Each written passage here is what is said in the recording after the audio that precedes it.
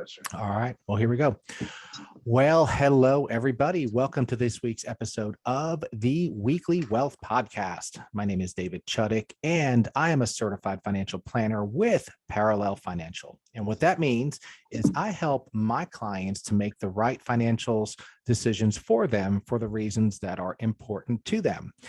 And today I'm just super excited to talk to someone who helped my family make a very wise financial decision lately. And we're going to talk all about that and how it affects my family, how it affects some college costs, how it affects some experience for our 18-year-old college freshman. So we have Clifton Montgomery on with us today. So, hey, Clifton, how are you?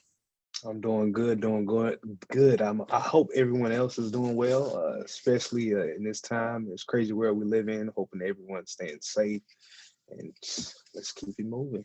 Yeah, man, it's been a crazy year or two in the last couple years. So let's give a little bit of background to our listeners. I actually live near Clemson, and but my son is he's a freshman at the University of South Carolina, and he's living in a 252 square foot dorm room. So we started thinking, you know what? I don't know if that's the best use of our funds to be paying his rent, because we really want him to graduate rent free. So we started thinking about buying a place, and it turns out he had a recommendation for a realtor to use. And I guess you're in his business fraternity. Is that how he Correct. had the connection to you? And what's the name of that Correct. fraternity? Phi Chi Theta. There you go. So Evan says, hey, I have a realtor buddy, and he wants to start showing us some houses to look at. So then we started thinking maybe we can buy a house and offset some of his college costs. So take me to the process, man. I mean, we have a kid. We're thinking about buying a house, and needs to have a couple bedrooms that we could rent out. So talk us through like what we did and how you helped us, because this was really almost a life-changing thing and just the highlight of my year. It really was. And as a father, to be able to provide that is just pretty cool stuff. Well, of course, first, I just wanted to say again, thank you for allowing me to represent you all in this process and this life-changing moment. When I was talking to Evan at first, like, hey, you do real estate. They was telling me all about you. I'm like, okay, cool. Let's kind of just see what your needs are versus your wants, and let's just have a conversation that way. You, Miss Jill, and then Evan, everyone's on the same page, because of course communication is key when you're dealing with something of this nature. So I usually just try to get, it's my dog in the background. That's your assistant, right? Your assistant showed us houses the first day. I remember. Right. But it's all about getting, those wants and needs, and kind of just seeing what is going to work for you. Because again, I don't like forcing things on people as far as a house or land or anything of that nature, because at the end of the day, you're going to be staying in it and you're going to be owning it. So of course, first finding, what your needs are versus what you can actually afford. You want to say, hey, and just kind of trying to get an overall understanding of what your budget is and of what you feel comfortable with paying. And of course, we came across the conversation. Okay, do we want 3 bedrooms, 2 bedrooms? Do we need an extra bathroom? Of course, things like this is always going to change the price and, of course, the location of the property.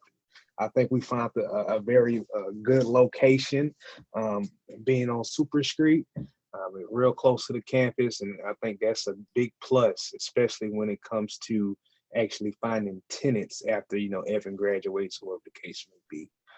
So of course, once we really find out what we want in the property, you're on the financial side, so you understand the pre-approval process and getting all those finances in line. So pretty much once you get that pre-approval letter, then we out looking at houses, trying to figure out which one is going to work best for the situation.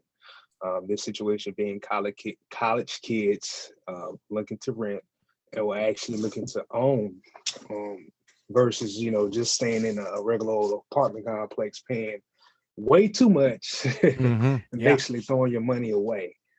So once we find that property that we had our eyes on, move forward with it, put in a good offer, negotiate back and forth. Sometimes that can go in either direction It can, absolutely. Yeah. depending on a lot of things. One of those things I like to try to figure out is, what is the mortgage payoff?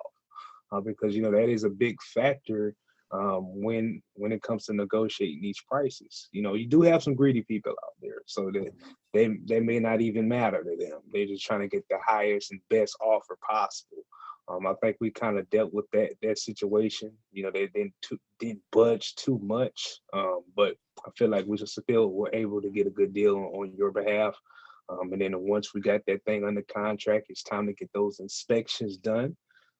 And then, of course, once you get those inspections done, figure out what the property needs done to it, if anything. Of course, get those repairs done, or it may just even be a credit towards the closing that you can use towards repairs or anything that is needed for the house. And of course, go ahead. Oh, no, I was just going to say, so for those of you who don't know, we have listeners literally all over the world. I live 2.5 hours from where this house is. So a lot of people think, hey, I watch HGTV and the flipping shows, so I don't need a realtor. I mean, I can do all this myself. I mean, I watch these shows on how to buy houses, right? Well, realtors are incredibly important because I'm a big proponent of, we all need professionals to help us because we don't know what we don't know. But a realtor like yourself is twice as important or 50 times more important when the house is 2 hours away, right? Because I couldn't meet an electrician. I mean, we needed an electrical inspection. So, hey, I don't know who to call. Right. You handled it. You got someone to come out there and they looked at it and they made their diagnoses, and that's just ridiculously important in the home buying spectrum and in that process, without a doubt. So, and also the negotiation. I think there's always a tendency for a buyer to want to say, you know what, let's just offer half price. The worst they could do is say no, right? Well, I mean, yeah, I guess, but a good realtor, I guess, is going to present every offer. I guess that's their job, but they're also going to say, you know what, that's really not an offer that's worth anybody's time. So let's be realistic, so we have a chance at getting the property. And in our case, I feel like we got a situation that was a win-win for both parties, and it worked out really well. So in this situation, instead of having to pay for Evan's rent, which could be anywhere from $500 a month to literally probably more than $1,000 for some of them swanky downtown apartments that are nicer than my house, we wanted to kind of find a place where he could live. So talk to us a little bit about like how we titled this house and whose name is on the title, and why we did that, what kind of economic benefits that was to title the house in the way that we did. Of course. You wanted Evan to be a part of this situation. So I included his name on each one of the documents that are necessary to, of course, move forward and record the property to the county. So that's why we put his name on each one of those documents. But not only does it give him a sense of knowledge towards real estate and understanding how it works inside and out, but it also experience behind it, and like you said, I know y'all wanted to put it, you wanted Evan to act as the primary, person that was going to be in the property as far as the resident go, and then of course, that save you a lot of money on those taxes, rather than just being listed as like a secondary residence, which is 6%, if I'm not mistaken. So that probably saved us a couple $1,000s a year by having it listed as a primary residence, right? Yeah. Right. So that saved you a lot of money. And it's definitely a wise financial decision, because like you said, he could have been paying anywhere from $500-600 all the way up to $1,200. I talked to a lot of students that I go to college with, and they're very well paying over $1,000 every month, each semester, and that saving money in that aspect. And when he graduates, right, he can not have as much debt as the typical college student. So that's definitely a plus in that aspect. And you can always, after he graduates, either keep it as a rental or, or sell it. That property is going to continue to gain value, rather than an apartment is just like you're just paying to stay there for the time being. Yeah, yeah. A couple other tricks of the trade. Many mortgage companies, not all, and Mhm. you definitely want to work with a good mortgage broker. If you choose, they can do sometimes 5% down if it's owner occupied. So in this case, where the owner is the college freshman, or he's part owner, it's an owner occupied house. We could have done Mhm. only 5% down if we needed to, which is not, I mean, it's a lot of money, but it's not an incredible Mhm. amount of money. A non-owner occupied house a lot of times is 20% down, which Right. can add up. Now, of course, you have PMI and things like that, so definitely make sure that you know what you're doing and work with a good mortgage broker, and your realtor can certainly provide some guidance there as well. But there's a lot of different ways to pay for homes. You could pay entirely in cash. You could borrow almost all of the money, or you can Right. put bigger down payments down. And there's positives and negatives to each situation. Do you have any feelings on putting bigger down payments down, or smaller down payments? I mean, I know I do, and maybe we could have a good Yeah. healthy debate. Let's see what your feelings are there. Okay, so I'm gonna touch on this situation. I had a client. Um, they are very well off, to say the least. Very well off. The property is definitely well worth over $500,000, and he was gonna put down a good amount of cash. He could have bought the whole thing in cash, right?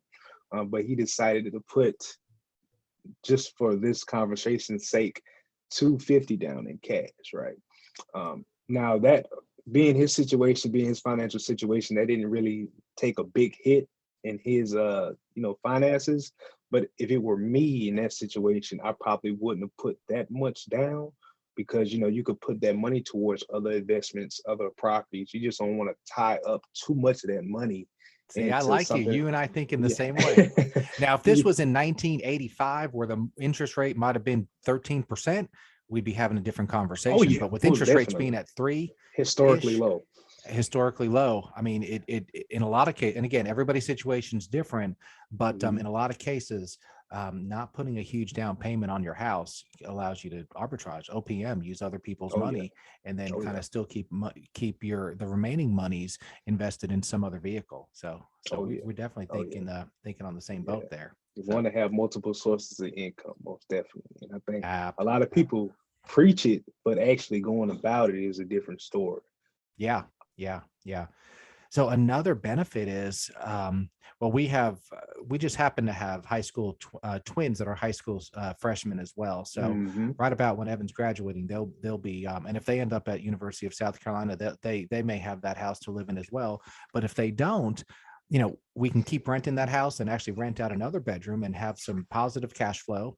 Or in all likelihood, the house increases in value a little bit every year. The Hmm. mortgage gets paid down. So you sell it and you walk away with, I don't know, 10, 20, 30, $40,000 Right. from the attorney's office. So that's a huge swing, going from paying five, six, seven, eight, $900 a month of rent Hmm. to probably having little to no monthly expense and being able to walk away with a pretty big chunk of Correct. money at closing when you do sell it. So, Correct. In so this now, particular, oh, go ahead. no, go ahead. Go ahead. No. I was just gonna say, like, this particular property, of course, is 3 bedrooms, 1 bath.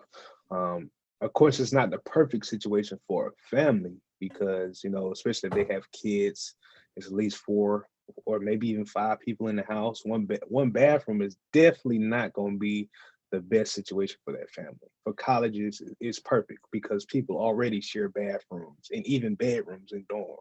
Yeah, yeah, no. And this is not a mansion by any stretch of the imagination, but it's a cool little house, and it's to me a cool place for three boys to live. And we already, my wife and I, we already made friends with the neighbors and told them to keep an eye out, make sure there's nothing crazy happening. So Right. now, nothing is ever 100% positive, and nothing is without risks. So, Hmm. so in this situation, let's you and I talk about some of the risks that Evan, as part owner, and Jill and I, my wife and I, as also part owners, might have with regard to this situation. So, what would you see as some of the risks that we have in this situation? Okay, first things first, of course, you got college kids, so things do happen. So it may be some, of course, repairs that are Wait a needed. minute. Are you what, my little angel? It's college kids, man. Anything goes with some of them. So of course, repair, but that's kind of the risk with any investment property. Repairs, HVAC going out, different things like that. The roof. It could be anything that pops up in the future. But I did have Um, a good realtor that got us a home warranty. there you go. There you go. So So you some of those talk. major, HVAC type deals, we do Hmm. kind of have covered. So we Oh yeah. appreciate that. Oh yeah. Most definitely. But another big thing is maybe not even finding a tenant to be in those other rooms, and that's going to be money out of your pocket to cover that profit that could have been made, but it's not made because you don't have the tenant in that Yeah, because to be those other clear, the rooms. bank still wants us to make a payment every month. Oh yeah. The Oh yeah. bank doesn't care if we have tenants or not helping Right. us pay the mortgage. So Right. we can't call the bank and say, look, we can't find a tenant. Can we not pay the mortgage? They still They're like, want yeah, that that's payment. fine. That's fine. Just wait a couple months. Yeah. They're not gonna be Yeah. like Now, in this that. case, the mortgage, for us to float the mortgage, for a few months, we don't want to handle, but we can handle. So that's not Hmm. not a huge risk, but still somewhat of a risk. Okay. Hmm. Another risk, and this is a little bit in my wheelhouse, Uh-huh. is liability. Is Oh yeah. like you said, not my kid, but some college kids do stupid things, Hmm. and even under normal situation. I mean, if you leave your stove on, the house burns down. Well, you have homeowners insurance to cover that. Hmm. But let's say it causes 3 or 4 houses in the neighborhood to also burn. Yeah. Well, you better make sure that you have the right amount of liability coverage to take care of things like that, or Hmm. college kids consuming a liquid or two, if that ever would happen, and somebody trips, falls down the stairs, or that does one of those, hey, hold my beer, watch this. Hmm. The homeowner is going to typically have some liability in a situation like that. Most So definitely. liability is definitely Right. a huge consideration. And in his case, he has a really good office handling his insurance, and that would be our office. So Oh yeah. we're making sure that that there's a lot of liability, but most of that burden would fall on the property owner, Correct. or the primary resident. The primary resident is an 18-year-old college kid who doesn't have any money. Hmm. So if he ever Right. got sued for $1 million, he doesn't have $1 million. He probably has 50 Correct. bucks in his bank account. So we're definitely definitely mitigating Oh yeah. some losses, or potential losses there. So Oh yeah. And another thing, yeah, of course, when it comes to someone living in a unit and owning the other units as well, it's always good to kind of separate that for those people to basically not know that you own it, because you may be in a situation, they may be good friends, maybe, some students she goes to school with, be like, hey, look, man, things are a little hard right now. I'll be able to pay the rent in the next 3 months or something like that. You don't want to be in a situation like that. So it's always good to separate. Um, you own it, so everyone doesn't have to know that, and just either have it go through a property management company, or just have someone else be the person, that landlord, quote unquote, that they pay rent to. yeah, no, I love that. I think that's a great idea. I think that's why a lot of people don't want to get into the rental property Hmm. business, is because of some of the headaches. And then also, maybe if you are a little bit soft-hearted, and I think Hmm. we should all be generous in life, but you can't give away, Right. unlimited free rent, or else it becomes a A burden. non-profit burden for sure. So, Hmm. well, this has been really interesting.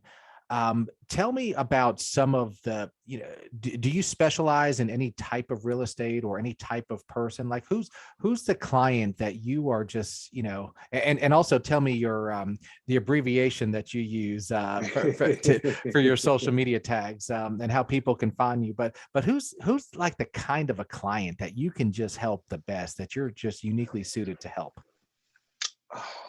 And a lot of people have that niche. A lot of people have that one client that is perfect for them. But I'm gonna go with a different answer. I feel like if if all your finances is in order, whether you're a veteran, a regular person, whether you're just a regular old Joe on the street, uh, that doesn't really matter to me. My whole purpose behind getting into real estate is to help the person find the best option for them. So I don't really have the best type of client to help because I have open arms. I'm always looking to reach out, even if it's just a simple conversation about real estate. I'm always looking to have those, and each one teach one is what I live by. But as far as a particular client that I'm just excited to help, I don't have any because I want to help every single person I possibly can. Now, realistically speaking, a lot of people are not ready to purchase a property. It may be something with their credit score, it may be something with not having not enough money saved up. But of course, time is key. You got to do certain things to be in the positions that you want to be to move forward on a property or some land or an investment. So I'm always looking to help each and anyone, any person that's looking to get in real estate. I'm more than happy to help you. My handles on social media is Clifton Your Favorite Agent on Instagram, Clifton Montgomery on Facebook. That's really my two main outlets as far as um, promoting my business. But of course, my business line is 803-968-4340 for any questions or concerns, or you need immediate answers. My day doesn't stop at 8 o'clock or 9 o'clock. If I'm up at 1 or 2 o'clock in the morning, just shoot me a text, and I get on it if I'm not tired or if I'm not asleep. That's one of the misconceptions with the realtors of the world is that, you make $20,000 a week by putting out a Right. sign on somebody's lawn. I know a lot of realtors, and I know you, when we would text you or call you at 8, 9, 10 o'clock, realtors never stop working. So, and like anything else, there's a potential to make a lot of money. There's also potential not make any money, but realtors are hardworking people, and it's such an important role that you play because you're dealing with even a small rental house costs kind of a lot of money. I mean, it's a big chunk of assets. And then, if you get into the millions and millions of dollars of houses, having a realtor to represent you and advise you and help you is just incredibly important. So most definitely. Well, I love it. I was going to say, it's like another language, and of course, you probably learned that going down the financial route you went down. A lot of things, a lot of things you understand are not going to click as easy with me, or it's going to take some time to develop that literacy for that particular aspect of of the world. Just like real estate, when I first got into it, it was like a different language trying to understand it, but I know the bigger picture is, okay, I do what I have to do, learn what I have to learn. That way I can help those who are in the same position as I was with little to no understanding of real estate. Yep. And home ownership is a primary way to generate wealth. So if it can be done, it's almost always a really good idea to own your home if you can. Now, of course, with home ownership, there are some risks. I mean, you're now responsible for repairs, whereas if you're renting, your landlord would pay for repairs, but typically building equity, and especially with mortgage rates still being at historic lows.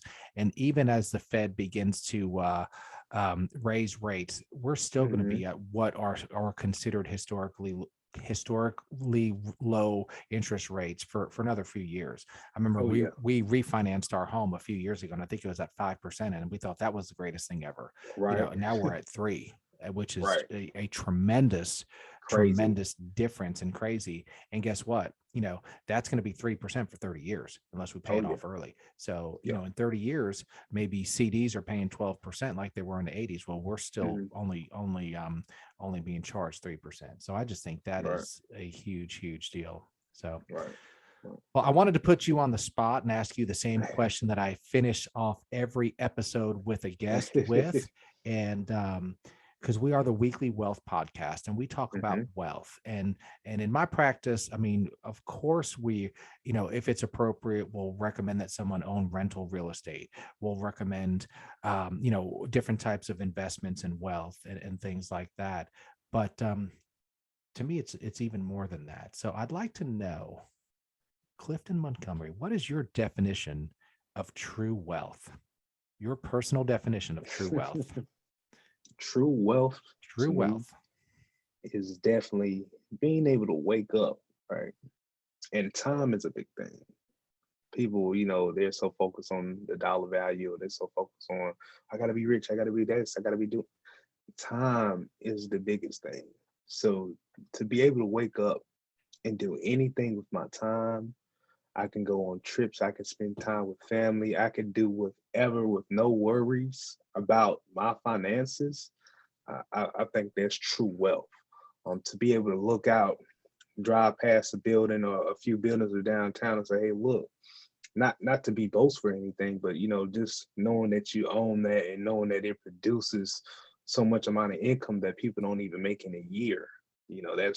That's wealth to me. And I can 100% stand on, real estate is definitely one or if not the best outlet to get started on that journey. So definitely time, owning real estate, and just living your life with no worries, financial worries, Yep. if you will. And, Yep. and that's my answer.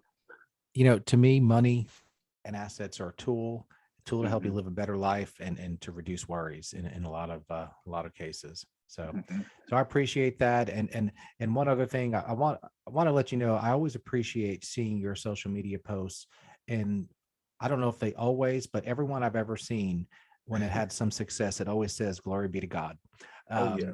Um, when you sold a house or you've gotten a listing, and Mhm. I appreciate that, and I appreciate your faith and that you are giving glory to where it's Oh deserved. yeah. Oh yeah, because none of this stuff been here before I was born, before I was even thought of. So to have the ability to change my life, that's not all me. That's being selfish of me to take, the basically just take the, I can't think of the word right now, but Like, take the I credit. just, excuse me, yeah, take the credit. I got a brain fart just now. But taking the credit for all of these wonderful things that came upon my life that's a selfish thing to do. That's not how I was raised. So my mother always told me, if there's a will, there's a way. Always give him the glory. So anytime anything positive happens in my life or anything that's life changing, I always got to show him his praise, give him his praise, because there's a point in time where I wasn't selling houses or, not having as much success with the clients. So it definitely came a long way. And, my Lord is definitely a big reason and a big part of my life. So again, I just give all the glory to Perfect. him. Nope. I love it. I love it. So we can get you a few more glory to God posts. Give us your phone number one more time. And also, are you licensed in South Carolina only? Or are there other states where you could help clients? So, of course, the number is 803-968-4340, the business line. But I am licensed in South Carolina. I'm working on a North Carolina license, and maybe Georgia, but that's, for the next year coming.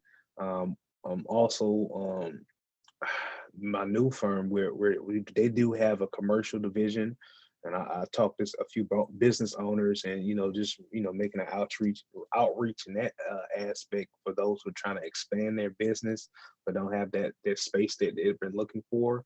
I am now able to help those people in need as far as the commercial side. So it's really any aspect of real estate, whether that's land, residential, agricultural, commercial, all of the above. Um, I'm just real excited for this up and coming year. It's going to be a great year. Perfect. Well, Clifton Montgomery, I appreciate your expertise. I appreciate your time. And I appreciate what you did for me and my family, helping us out on our financial and college journey. Anybody who's interested, look Clifton up on social media. Check out some of his Instagram videos because they are cooler than mine. I'll tell you that right now. Don't But say that's because I think I'm a little bit older than the old Clifton here. But that.